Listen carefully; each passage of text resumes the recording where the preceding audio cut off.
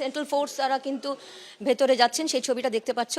এবং প্রথমেই জানিয়ে রাখি যে মনোজ কুমার অগ্রওয়াল মুখ্য নির্বাচনী আধিকারিককে কিন্তু Y+ সিকিউরিটি দিল এমএচএ।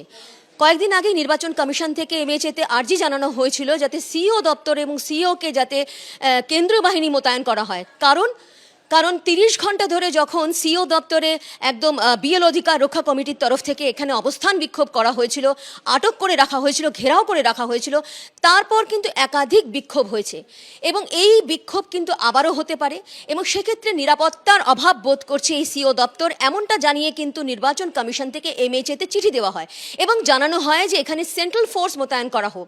শুধুমাত্র এই অফিসে নয়, যেহেতু এখনও এটা বামারান লরি বিল্ডিংয়ে এই অফিস রয়েছে এবং কয়েকদিনের মধ্যেই অথবা নতুন বছরেই কিন্তু এই অফিস চলে যাবে একেবারে শিপিং কর্পোরেশনে, সেখানেও যাতে সেন্ট্রাল ফোর্স থাকে, যাতে পুনরায় ভবিষ্যতে এই ঘটনা না ঘটে। যেহেতু নির্বাচন সামনে আসছে, আরও একটা বিষয় বলে রাখি, যেহেতু 5ই জানুয়ারি একদম দিল্লিতে কিন্তু বৈঠক রয়েছে কেন্দ্রীয় বাহিনী মোতায়েন নিয়ে, নির্বাচন নিয়ে, অর্থাৎ বুঝতে পারছো যে যেভাবে এসআইআর এর শুনানি চলছে, অন্যদিকে কিন্তু একদম নির্বাচন নিয়ে কিন্তু বলা যেতে পারে দামামা বেজে গেল।